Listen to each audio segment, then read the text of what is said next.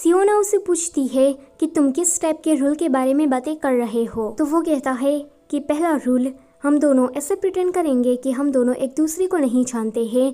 And दूसरा rule, time stop के बारे में तुम किसी को कुछ भी नहीं बताओगी, ये हम दोनों का सीक्रेट रहेगा। सियोना उसे कहती है कि ये सब तो ठीक है, लेकिन तुम मुझ पर एक फेवर करोगे कि तुम मेरे लिए एक बार टाइम को स्टॉप कर सकते हो। जुनवू कहता है कि मैं सोचूंगा।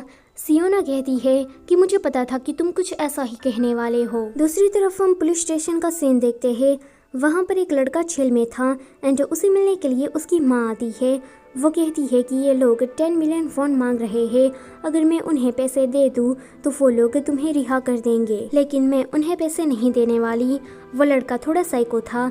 वो अपनी माँ पर चिल्लाते हुए कहता है कि तो तुम पैसे नहीं देने वाली, तो तुम ये चाहती हो कि मैं पूरी जिंदगी जेल में सड़ता रहूं। वो लड़का इस बात का बखेड़ा खड़ा कर रहा था तो कुछ पुलिस वाले आकर उसे शांत कराते हैं। अगले सीन में किसी कंपनी में मीटिंग चल रही थी कि सियोना जिस जगह पर रहती है वहाँ पर इनको एक छोटा सा टाउन बनाना है, लेकिन ये लोग इस प्रोजेक्ट को अंजाम दे उससे पहले उनको वो सारा इलाका खाली करवाना पड़ेगा। कंपनी की डायरेक्टर ये सारा काम उसी बंदे को देती है जो कि हमेशा ही सियोना के पास से पैसे मांगने के लिए आता है। अब वो बंदा फिर से सियोना को परेशान करने के लिए चाहता है।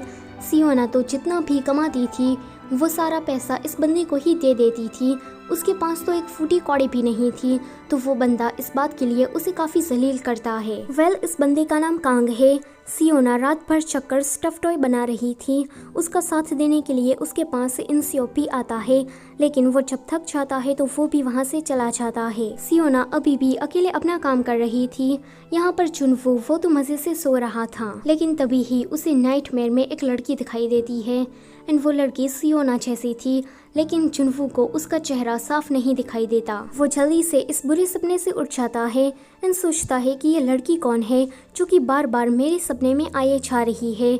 उसके बाद वो जब बाहर जाता है तो वो देखता है कि सियोना तो काम करते करते ही सो गई है। फिर हम उसी शेप बदलने वाले पर्सन को देखते हैं जो कि एक सेक्सी लड़की बनकर किसी हवसखोर को ठगने के लिए गया था। जब वो बंदा उसके पैसे लेकर भागता है तो वो हवसखोर उसके पीछे आता है, लेकिन ये तो एकदम से ही अपना हुलिया चेंज कर लेता है। फिर हम उसी औरत के बेटे को देखते हैं जो कि जेल से छूट गया था। उसकी माँ उसके लिए खाना लेकर आती है तो वो उस खाने को फेंक कर कहता है कि अगर तुम्हें कुछ देना ही था तो पैसे दे देती, ऐसी बेकार सी चीज तुम्हें देने की क्या जरूरत है। कांग फिर से सियोना के पास से पैसे मांगने के लिए आता है।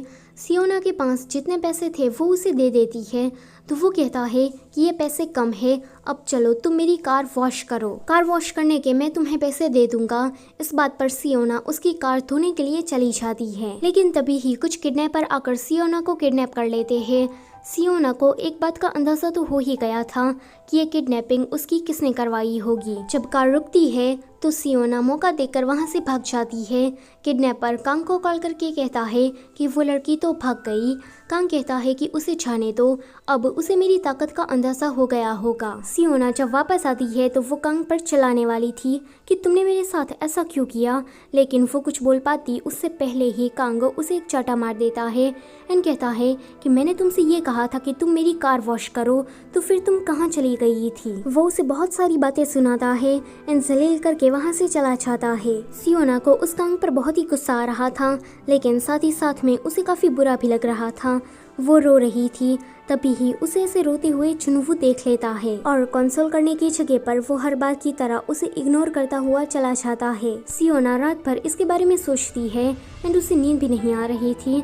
फिर वो खड़ी होती है एंड कांग के दरवाजे को खटखटाती है। कांग जब दरवाजा खुलता है तो सियोना उसके मुंह पर पैसे फेंक कर मारती है एंड कहती है कि ये चीज तुम्हें बहुत प्यारी है ना। अब यहाँ कांग की तो अच्छी खासी बेइज्जती हो गई थी।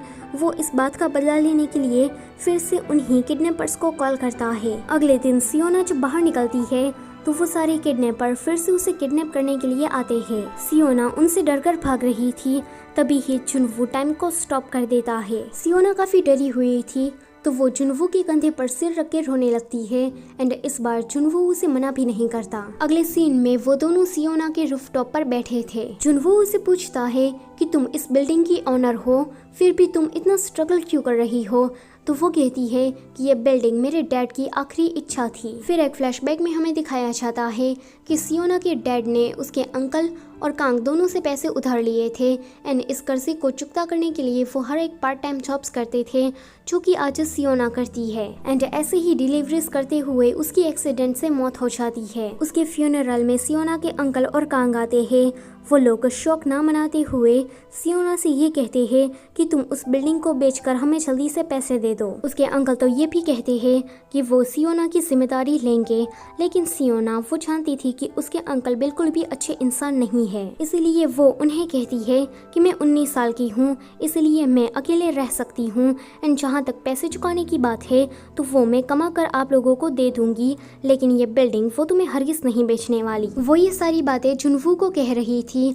साथ ही साथ में वो ये कहती है कि उसका हाई स्कूल पूरा नहीं हुआ, वो कॉलेज भी नहीं जा सकी क्योंकि वो पिछले 7 सालों से पार्ट टाइम जॉब्स कर रही थी। जुनवू उसकी बातें सुनकर थोड़ा इमोशनल हो जाता है, तो बात बदलने के लिए सियोना कहती है कि वैसे तुमने उन नमूनों का क्या किया। ये सुनकर जुनवू हंसने लगता है।